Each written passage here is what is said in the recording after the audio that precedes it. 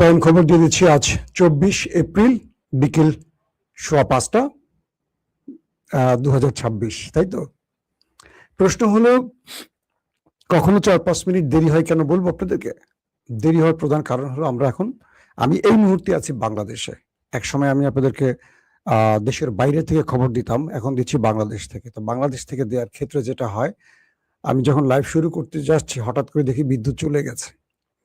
তো generator on করতে গিয়ে দেখা যায় একটু সময় লেগে যায়, কারণ আমার স্টুডিওতে বাংলাদেশ এখন অনেক গরম পড়ে। আইপিএস বিদ্যুৎ ব্যাকআপ দিতে পারে, কিন্তু এসি ব্যাকআপ দিতে পারে না। স্টুডিওতে নর্মালি একটু গরম থাকে, বুঝতে পারছেন। তো বাংলাদেশে তো কি বলবো, এখন অনেকে খেপে যাবে। বিদ্যুৎ নিয়ে এখন কথা বলে আবার গুপ্ত বলবে। তো কপাল পোড়া দেশে আছি, তো কিছু বলার নাই, চারদিকে শুধু নাই নাই। ওকে দর্শক, আমি অধিকাংশ সময় টাইম মতোই আসার চেষ্টা করি, আপনারা দেখবেন। আজকের মূল যে খবরটি দিয়ে আমি শুরু করতে চাই সেটা হলো, হরমুজ প্রণালীতে দুর্দান্ত খেলায় মেতে উঠেছে ইরান। পরাশক্তি আমেরিকা ইরানের কাছে কিভাবে বারবার ব্যর্থ হচ্ছে আমরা নিজ চোখে তা দেখছি। দ্বিতীয় গুরুত্বপূর্ণ খবর, গভীর রাতে গুরুত্বপূর্ণ মিটিং শেষেও নেতানিয়াহুকে আমেরিকা কোনো অনুমোদন বা অনুমতি দেয়নি। 3 নম্বর গুরুত্বপূর্ণ খবর, ইরান তার গত 40 বছরে এই যুদ্ধের শুরুর পর সর্বাধিক তেল বিক্রি করেছে, যেটি আমেরিকার জন্য সবচেয়ে বড় আঘাত হিসেবে বিবেচিত হচ্ছে। দর্শক, আরো অনেকগুলো খবর থাকবে আজকে লাইভ সেশনে। প্রথম যে খবরটি দিয়ে আমি শুরু করতে চাই সেটি হলো, কয়েকটি গুরুত্বপূর্ণ সংস্থা দাবি করেছে এই অবরোধ শুরুর পর, অর্থাৎ আমেরিকা যে হরমুজ প্রণালীতে এসে ইরানের নাকের ডগায় একটা নৌ অবরোধ তৈরি করেছে, সেই অবরোধের প্রথম 1 সপ্তাহে, আবার শোনেন, অবরোধের প্রথম 1 সপ্তাহে ইরান এখান থেকে 70 থেকে 80টি ট্যাঙ্কার পরিবহন করেছে। অর্থাৎ ইরানের তেল নিয়ে এই জাহাজগুলো পৃথিবীর বিভিন্ন দেশে ছুটে গেছে 80-র মতো। কালকে আমি বলেছিলাম 60, আজকের খবর আরো 20টি তেলের ট্যাঙ্কার এখান দিয়ে প্রবেশ করেছে। এই তথ্য নিশ্চিত করেছে কয়েকটি গণমাধ্যম। তার মানে আমি 80টির হিসেব যদি এখন ধরি, কারণ তারপরের আপডেটে দেখা যাবে আরো 20টি হতে চলে গেছে। তো এই লাইভ চলাকালীন সময়ে আমি যে আপডেটটা দিচ্ছি সেখানে ধরলাম 80টি। তো সেই সংস্থাটি বলছে অবরোধের প্রথম 1 সপ্তাহে 7টি ট্যাঙ্কার পরিবহন করেছে ইরান থেকে। এই 37টি ট্যাঙ্কারের মধ্যে মাত্র 6টি ট্যাঙ্কারের হিসেব যদি আমি দেই, সেখানে বলা হচ্ছে প্রায় 1,07,00,000 ব্যারেল তেল। আবারও বলছি, প্রথম 1 সপ্তাহে 37টি ট্যাঙ্কারের মধ্যে মাত্র 6টি ট্যাঙ্কারের হিসেব বলছে, মাত্র 6টি, 37টির মধ্যে মাত্র 6টি। সেই 6টি ট্যাঙ্কারে ইরান 1,07,00,000 ব্যারেল তেল পৃথিবীর বিভিন্ন দেশে বিক্রি করেছে। শুধু 6টি ট্যাঙ্কারের যদি 1,07,00,000 ব্যারেল তেল হয়, তাহলে 80টিকে আপনি এখন গুণ করে বের করেন কত ব্যারেল তেল হতে পারে। কালকে আপনাদের আমি যে খবরটি দিয়েছি, ইরান হরমুজ প্রণালী থেকে যে টোল আদায় করেছে, এটি তাদের জাতীয় ব্যাংকে জমা হয়েছে। বাংলাদেশে যেমন বড় ব্যাংক আছে নাকি বাংলাদেশ ব্যাংক বলে, ইরানের এটা কি মার্কাজি ব্যাংক বলে বা তাদের একটা শব্দ আছে। এই ব্যাংকে ইরান একটা বিশাল অ্যামাউন্ট জমা করেছে। ইরানের অর্থনীতি এই যুদ্ধের মধ্যেও বেশ ঘুরে দাঁড়াবার চেষ্টা করছে। যখন আমেরিকা দাবি করছে ইরান নাকি তার সেনাবাহিনী, পুলিশ বা রাষ্ট্রীয় বিভিন্ন ব্যক্তিদের বেতন দিতে পারছে না, কিন্তু ইরানের ভেতর থেকে এরকম কোনো অভিযোগ আসেনি। তার মানে ইরান এই যুদ্ধের মধ্যে পৃথিবীতে তেল বিক্রির এই মুহূর্তে খুব শীর্ষ পর্যায়ে রয়েছে। অন্যদিকে গালফ কান্ট্রিগুলো ব্যাপক চাপে আছে। ইরান আমেরিকার নিষেধাজ্ঞা উপেক্ষা করছে এবং ইরানের কাছে অনেকে ছুটে আসছে এখন তেলের জন্য। মানে গালফ কান্ট্রিকে বোতলবন্দি করে ইরান এখন নিজের তেল বিক্রি করছে।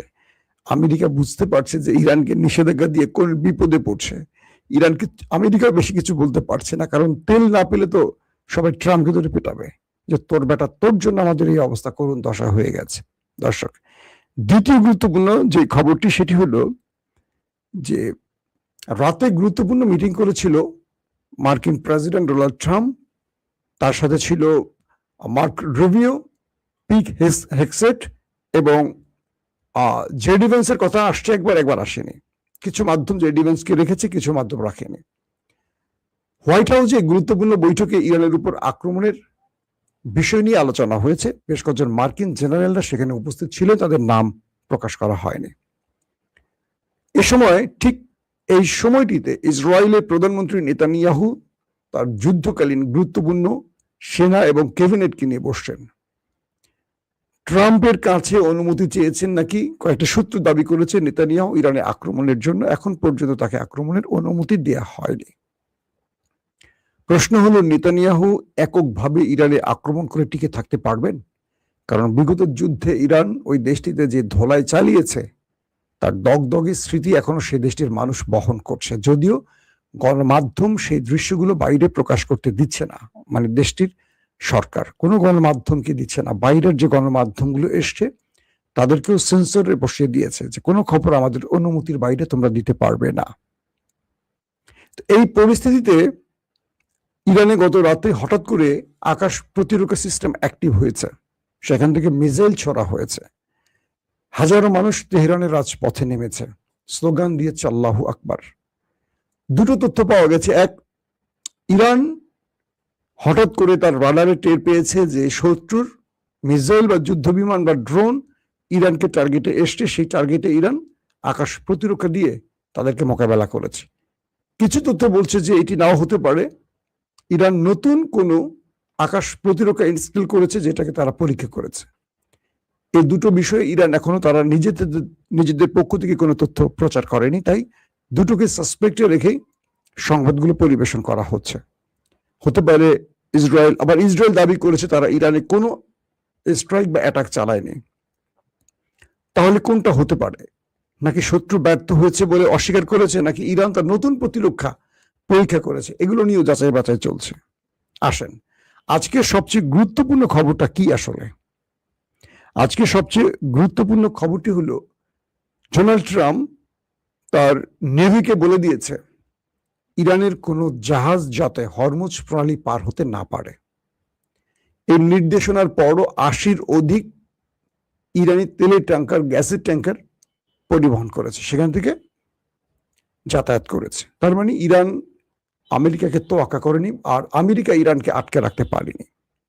তো এর মধ্যে যে খবরটি এসছে, আমেরিকা ওয়ারশিপ বসিয়ে সাগর থেকে ইরানের অনেক মিসাইল মানে অনেক মাইনকে নাকি তারা ধ্বংসের কাজে ব্যস্ত ছিল। অর্থাৎ হরমুজ প্রণালীতে ইরান বিভিন্ন পয়েন্টে মাইন পুঁতে রেখেছে। তো আমেরিকা ওয়ারশিপ বসিয়ে তাদের যে আন্ডার সি ড্রোন গুলো আছে, এই আন্ডার সি ড্রোন গুলো দিয়ে তারা ইরানের মাইন দূর করার বা মাইন সরানোর কাজ করছিল।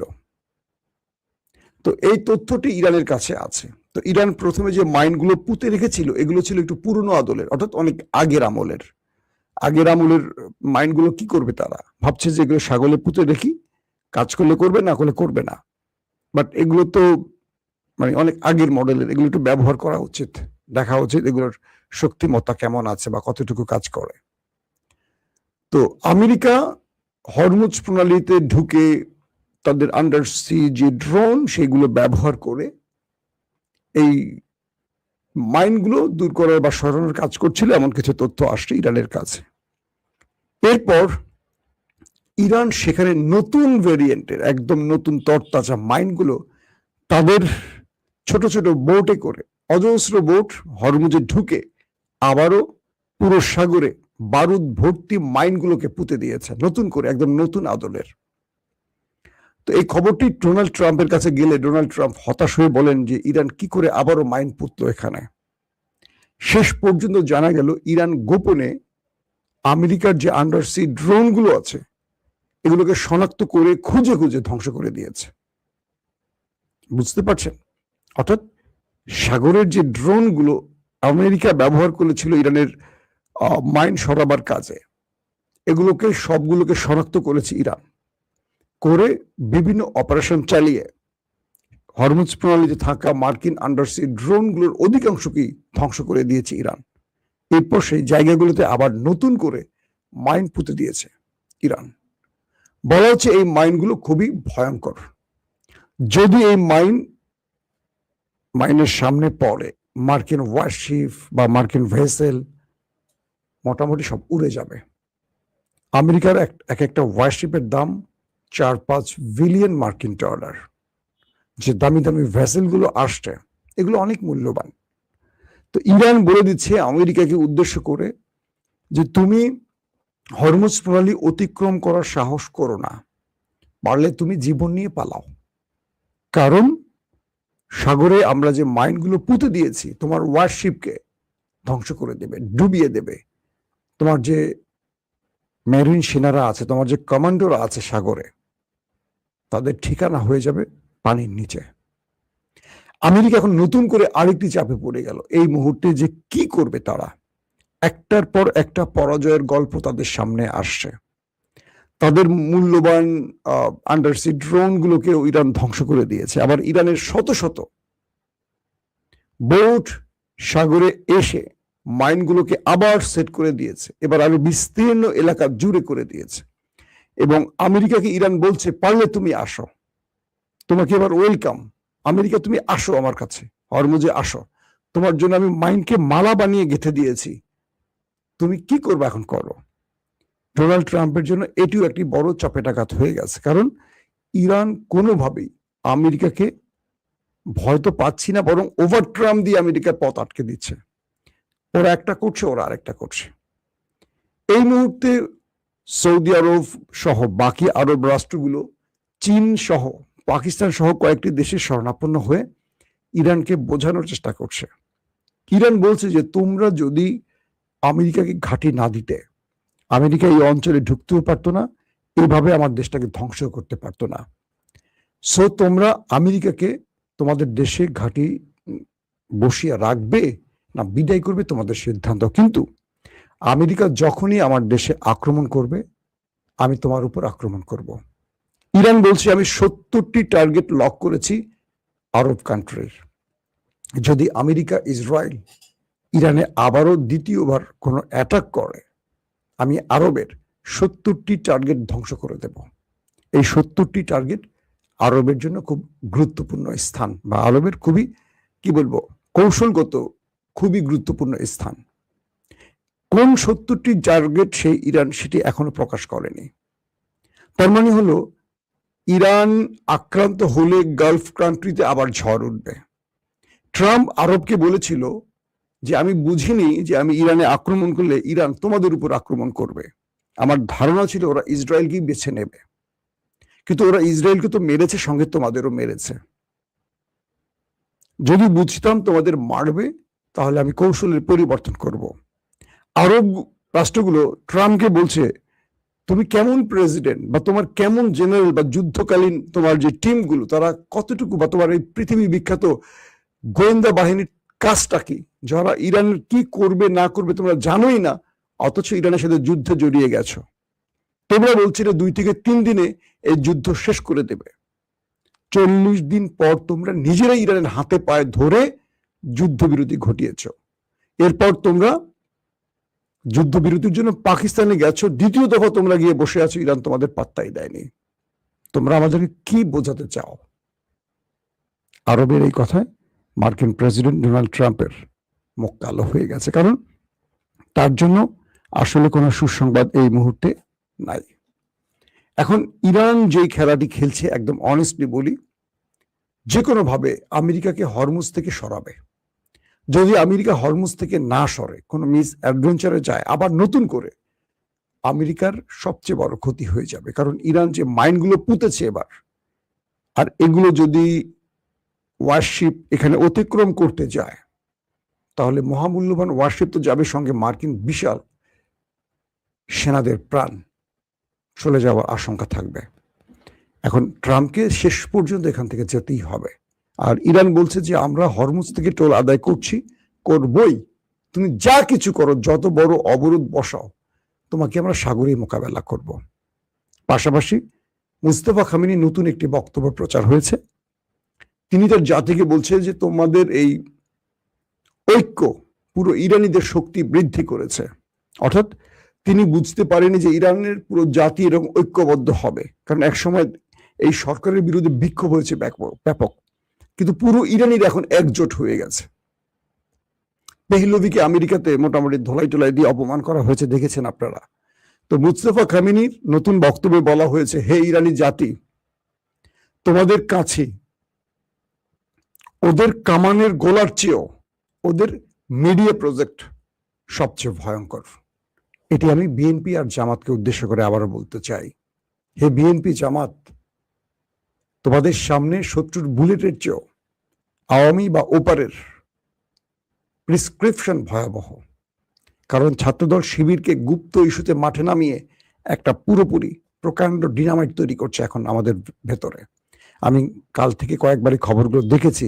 সাদেক কায়েম এবং ছাত্রদলের রাকিব, আমি রাকিবকে পার্সোনাল যতটুকু চিনি, যথেষ্ট বিনয়ী একটি ভদ্র ছেলে, হয়তো কিছু বোকামি করে মাঝে মাঝে, কিছু জিনিস করে, এই দলটি এরকমই। রাকিব সাদেক কায়েমকে সরি বলতে বাধ্য হয়েছে, কারণ থানার ভেতরে গিয়ে ছাত্রদলের ছেলেরা ডাকসু নেতাদের পিটিয়েছে। এটার জন্য তারেক রহমান ব্যাপক খেপে গেছে, আমি যতটুকু তথ্য পেয়েছি। তিনি বলেছেন এইরকম প্র্যাকটিস ছাত্রদলের জন্য আর না হয়। কিন্তু আমি দেখছি কিছু গর্ধব ছাত্রদল এটাকে ওন করে সোশ্যাল মিডিয়া ঝড় তুলছে, যেটা তারেক রহমান নিজেই ওন করছেন না। তারেক রহমান এমন বাংলাদেশ দেখতে চান না, এটিও ছাত্রদেরকে বলে দেয়া হয়েছে। কিন্তু